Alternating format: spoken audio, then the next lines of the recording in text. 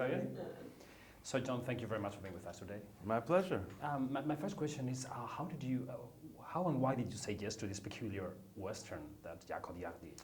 Well, I not only said yes to it, I was the one who found, well, my wife, Alison Dickey, was the one who found the book, and then she and I bought the rights to the book to start this whole project in motion 7 years ago.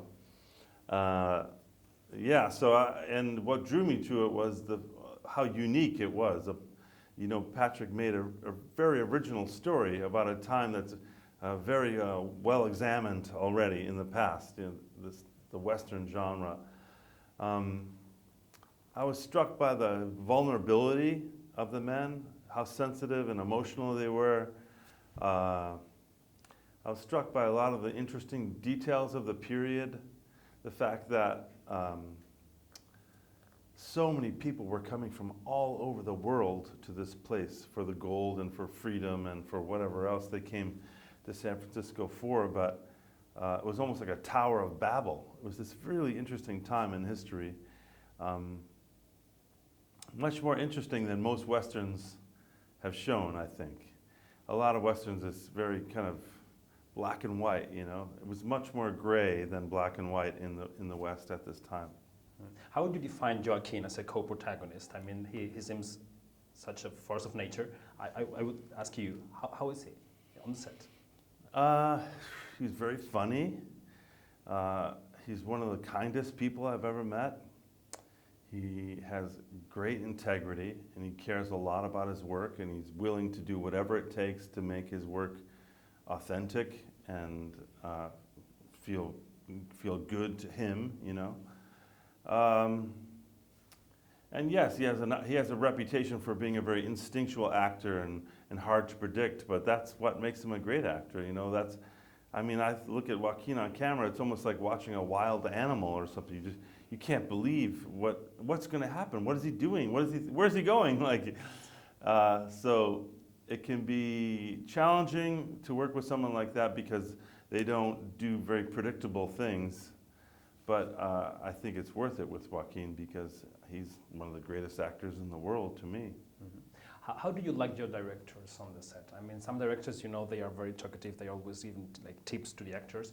Others, they want to be like behind the monitor, looking at the frame. Mm-hmm. How would you prefer your directors? Well, here's the thing about movies. It's funny that from an actor's point of view, you have this enormous preparation period, right? And this film was 7 years of preparing, but most films, a number of months preparing for this moment when they say action, And then on so many films, I notice we work so hard to get to this moment, and then no one is paying attention when the moment is actually happening. They're looking at the lights or the camera or the costume, the thing. No one's actually paying attention to what the actors are doing. It's almost like, oh yeah, there's so many other concerns. So the main thing I look for in a director is someone's paying attention to what the actors are doing. Each take, noticing like, I noticed you did something different there. You seemed a little more angry or whatever it is. It's very important to have one person behind the camera who's noticing what you're trying to do. That sounds so obvious, but a lot of directors miss that. Not the great ones, of course, like Jacques, but I look for someone who is noticing what's going on. And then if I'm struggling or if I'm not giving them what they need, it's really helpful then to have someone who can explain what they're looking for. How much do you care about the name of the director when you choose a script? I mean, how's the weight of that? The name? Yeah, who is doing it, or the character, or the project, or... the director's not the first thing that I think about, actually. The first thing I think about is the role and whether I feel like the script is well written and whether it seems like something that I could really do my best work in.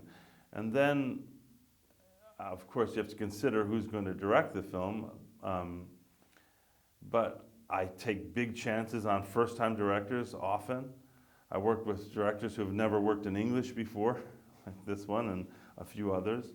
Or sometimes I work with very famous, very capable directors, and in each case, I think the responsibility for the actor is to make sure that, for instance, I've been offered parts in films before for great directors, but I look at the part and it's like, I don't feel connected to that part. So even though it's a great director, why would I choose a role that I don't feel like I could do my best work in? Then it's even worse if it's a big director. Then I'm failing for a big director, you know, like, so you have to make sure that even when you're asked to do something, that it's the right thing for you to do in order to do your best work for a director. One of the main topics of this festival circuit you're in this year in Venice or here is Netflix, is watching films at home or watching films in a cinema. Mm-hmm. How do you find yourself in this debate? I mean, do you think that Netflix came to stay, that it's going to change the industry? Well, I bet what's going to happen is Netflix is going to start building theaters. That would be wouldn't that be wonderful? That if these internet people suddenly realize, like, you know, we need some theaters. Of course, I watch films at home, on my television, on my computer, like everyone. But I think it would be a real loss for humanity if we lost that communal event feeling of going to the cinema. There's something different about that experience, sitting in a room of strangers and sharing something together in real time. That is a special thing, you know. It's a building block of civilization. This idea of having a communal artistic experience. That's not something you're going to get sitting by yourself on the couch. You have a personal experience, but you won't have a communal experience. And when you walk out of a great film, you can feel with the people. We shared something special in this moment. We saw this thing together right now. And you know, despite the predictions of the death of that, I think it might be exaggerated. People are always going to crave that feeling of community. Hopefully, I think. Okay, thanks so much. Yeah, Thank my you. pleasure.